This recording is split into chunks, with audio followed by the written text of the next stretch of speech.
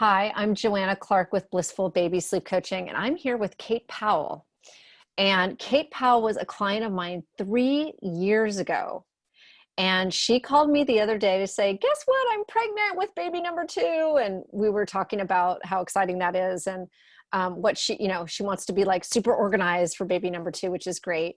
And we just got to talking and we thought, she's like, Joanna, I just loved working with you. And I just want to let more people know about my experience. So I thought, you know what, let's just have Kate tell her story. So when Kate came to me, her baby Ella was 5 months old or 5.5 months old and was a miserable sleeper. She had a reflux of history and colic. And mom was already heading deep dive into postpartum. And was actually referred to me from her pediatrician. So thank you to pediatricians that know to give great resources to their clients. And so, Kate, why don't you kind of tell us, like, what was life like and what were you feeling and what was Ella doing and why did you decide to make that phone call back then, 3 years ago? Yes. I honestly, I think it's the best phone call I've ever made, but it was because I was in such a hard place. Just a week after I got home from the hospital, I developed severe mastitis and had issues breastfeeding. And also, about 2 weeks after Ella was born, she would just scream and cry and she was just inconsolable. And it was definitely more than, I have a dirty diaper or I'm hungry. It was, I'm in pain, I am miserable. So yes, I was at the pediatrician's office like twice a week. And even videoing her episodes, she would scream and cry and choke and almost stop breathing. And so it was very scary. And there was nothing else wrong. That the pediatricians called it colic. They said it was extreme colic, and they said it would just grow out. You grow out of it, and just to hang tight. And I just felt like there was nothing I could do. I felt very out of control, and it just got worse. She would just cry all day, all night. And my husband and I tried every trick in the book, and so she wasn't sleeping at night, and she would wake up every hour, if not every 2 hours. And so shortly after that, she also developed reflux. And so two very challenging medical conditions, which disrupted her sleep. And so I just felt like a failure. I felt like as a mom, I gotta protect my baby. I gotta breastfeed, and I gotta, help my baby, not scream and cry and be so uncomfortable. And so I just felt like a failure, and I literally was unraveling, emotionally, physically, mentally. And I had definitely hit rock bottom, and my marriage was suffering big time. I love my husband, he's my best friend, but we were suffering. I mean, I was not sleeping at all.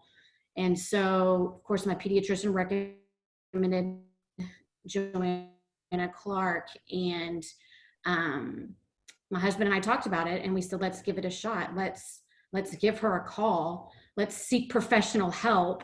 We realized, okay, we can't do this. We've tried everything, and our whole family is suffering. I don't think we have to suffer in this. Let's seek somebody who knows and who is a professional, and let's get some help. And it literally is the best phone call I've made.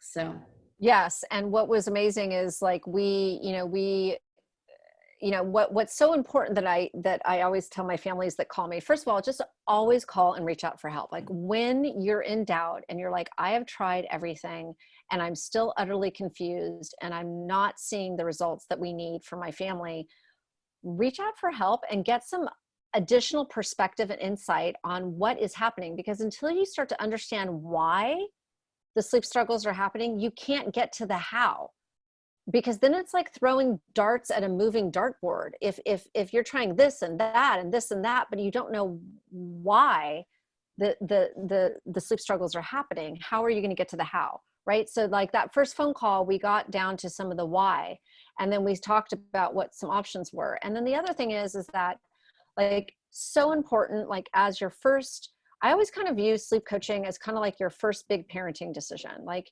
you decided to have a baby. You know, you probably had like a birth plan or some goals around your birth, and maybe some plans around you know, nursing.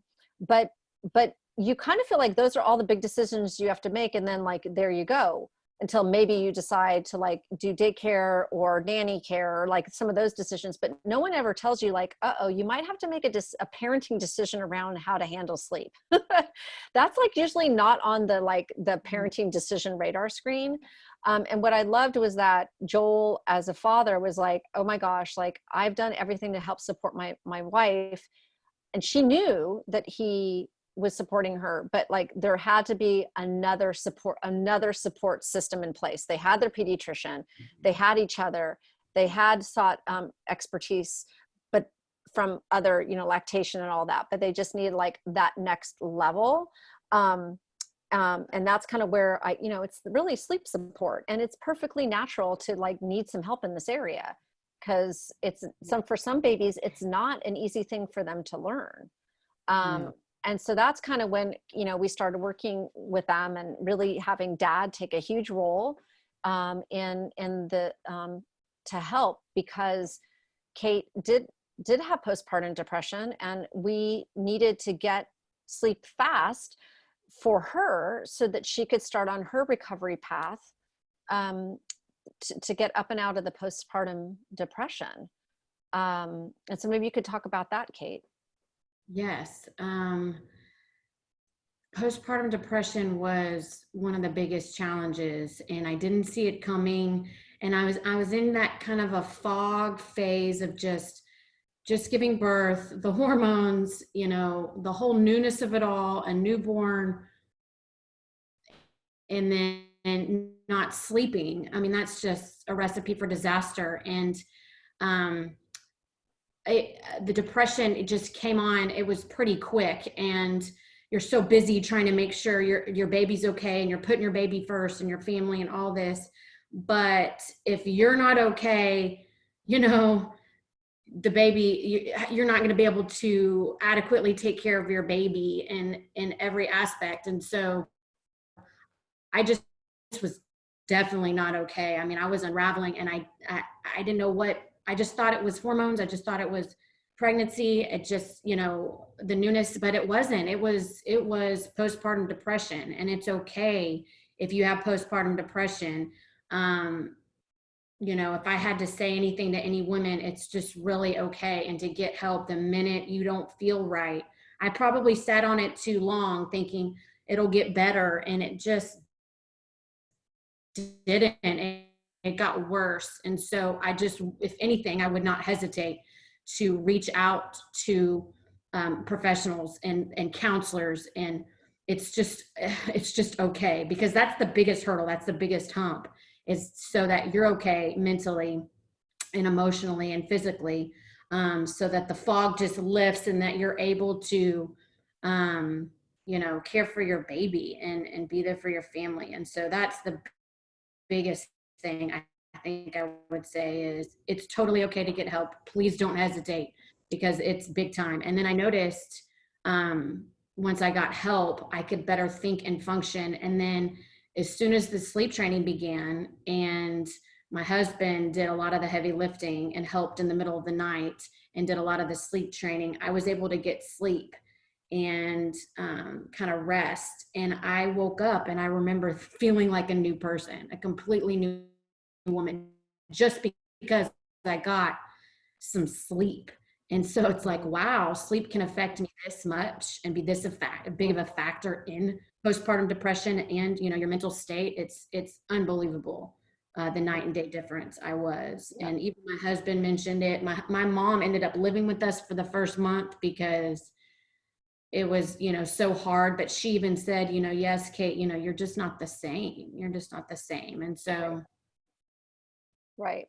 And yes, absolutely. that was And the best thing I did to get. yes, and just to kind of tag on that postpartum depression, I just told Kate's pregnant with her second baby, as you guys know, is super sweet. And we were just talking about like resources that are new that weren't even here 3 years ago for her. One resource I love is the Blue Dot Project. I recommend all moms, whether you have postpartum depression or not, to be following it, because someone you know might be experiencing postpartum depression. And the more we as women and mothers know about this, we can help each other. Because really, you guys, we do. If you have a friend that you think we need to help her, right? And we need to help ourselves, and we need to have our husbands know what to look for too. And the Blue Dot Project, you can get it on Facebook. They are doing a big thing in the month of May on maternal health and wellness, which is great. I love anything mommy. Putting mommy first is kind of like where my passion begins, because we can sleep. My mission as a pediatric sleep expert is to make sure that no mother or parent has lack of self-worth because their baby's not sleeping through the night, right? That if your baby's not sleeping through the night, it is not reflective on how good of a mother you are or not, right? So I want the moms to have the confidence and the belief that it's possible to have baby have really healthy sleep habits, so they can then in turn build confidence in themselves around being the parent they want to be. And postpartum depression definitely affects your self-worth.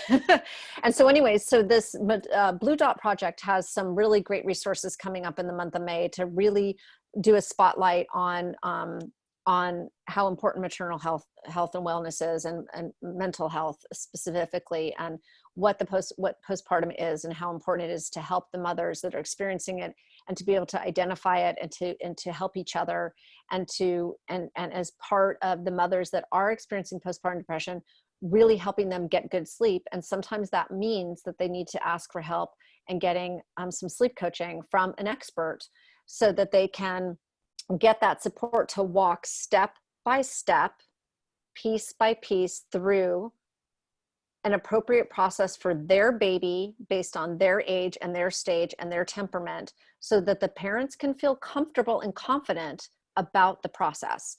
And I think that was a really big thing for you, Kate, is that like having had a baby that was reflux, having had a baby that was colicky, having been like a husband that was so proactive and still unable to help, and being postpartum, like more tears was like, you were like, I am so sensitive, right? So being able to work with a gentle sleep coach, and to know that everything is going to be looked through the lens of behavioral science, attachment theory, and sleep science, and knowing that we're going to do everything we can to minimize tears, minimize frustration, and to keep that secure attachment with your baby, was like paramount for you at the stage that you were at when you came to me. It was like, I want to do this, but I'm so damn scared, right?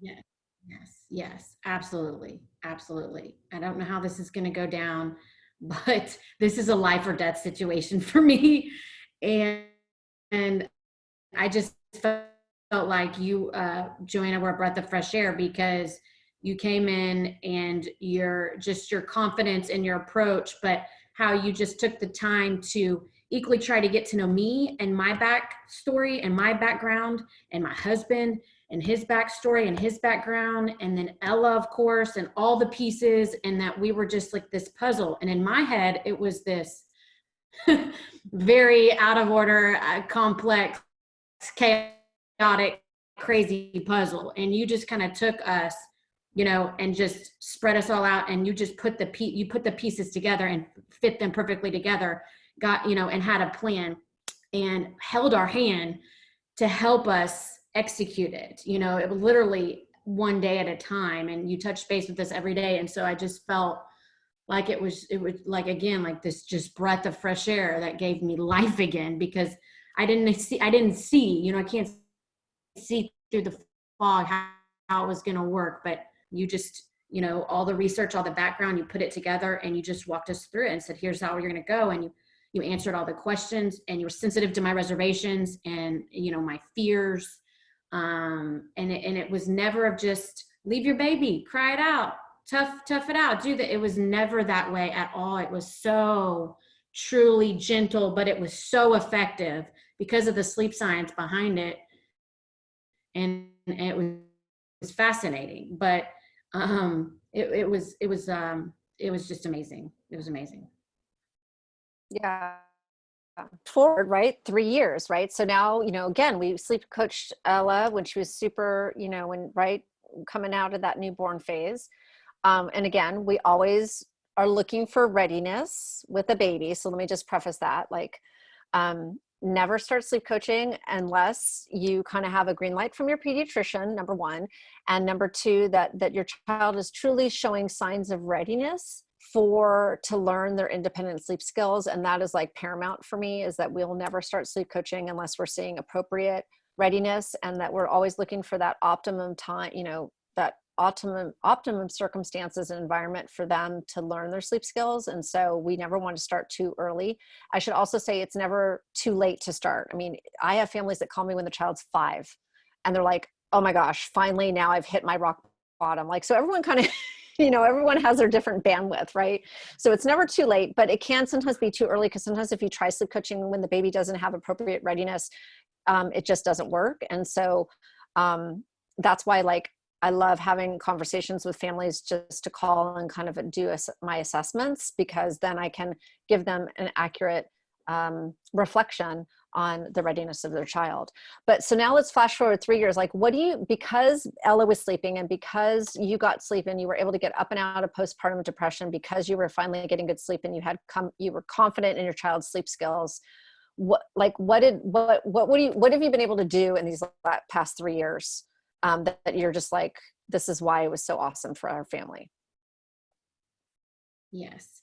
I also want to say that it was amazing after she was sleep trained. After just about a week or two, we even nap trained her, and how quickly I was able to honestly bounce back and come out of the fog and the heaviness and the very realness of postpartum depression. I was able to bounce back just because I got sleep, and just learning her and her sleep window. She was really, I mean, and I was putting her to bed way later, 8:30, we were missing it. And anyway, but after working with you, we discovered, 6:30 was that was it. And she was out like a light, and she would sleep till 7:30 in the morning straight from 5.5 months, with you, at 5.5 months until now, literally. She sleeps through the night, and not one time does she wake up and need me. And I mean, she'll wake up, but she'll put herself right back to sleep. She doesn't need anything, and so for 3 years, and my husband and I we talk about that today, like all the time. We talk about how amazing that is. And I have conversations with moms at the park, and they have 4-year-olds that aren't sleeping, and they're dealing with this. And I just look back and I go, wow, that, and I tell them about this. Like you said, it's not too late. It is not too late. But since that, I mean, right after it happened, my husband and I honestly weren't even be able to have a conversation. And so with her going down at 6:37, we would have our nights back. Our marriage was honestly completely restored, and we would have dinner together, for the first time in 6 months. And then it's been that way since. I mean, and her grandparents, my parents, his parents, can keep her and not worry. And, they literally they can watch her on the monitor, and it's amazing for them too. And they're in their 70s. And so it would be hard if, kids waking. So we get to travel. We've gone so many places, and we get to have date nights, and we have we leave her with a babysitter, and it's fine. And so we honestly felt like we got our life back, and it was the longest, like 5 to 6 months of our life, but we're so thankful, because you blink and we just celebrated her 3rd birthday, and she has had some amazing, amazing sleep habits and slept through the night since. And so it's it's a game changer. It was a game changer for everybody. Yeah. And again, I feel, I mean, obviously I love hearing success stories, and 3 years later. And again, like Kate's just like reached out, like, I have good news, because I love to keep in contact with my clients. And I love when they call me with good news. It just makes me so happy. But again, like, just opens up to you when your child has healthy sleep habits, things that you didn't think you could do before, like even simple things like, I finally want to lose this baby weight, because now you can actually, well, you can't now because of the time and age we're in, but I can actually work out again, or I can get to bed on time, and all that, or get back to eating healthy and not feeling like I need coffee at 4 in the afternoon. So even just the simplest things. So I'm so happy, Kate, that we got to have this conversation, and we got to talk honestly about how lonely and isolating it can feel when your child isn't sleeping, and how you can feel like a failure, but you can get the help you need, and know that help is available, right? That's a key thing. Like, we don't need to suffer. Us mothers, we don't need to suffer. We can reach out and look for possibilities for help. And get the help we need, so that we can move on and be the parent and the spouse and the community member and the professional that we want to be, because our child is happy and healthy and growing and getting their sleep expectations met. So then we can go about taking good care of ourselves, right? And mom, and Kate and I, before we started this conversation, I told her, okay, so let's make sure you stay happy and healthy going in, into this last part of your pregnancy and the birth of our new baby. So thank you, Kate, for coming in and sharing your story. I really appreciate it. You're so welcome. Thank you for having Okay, me. awesome.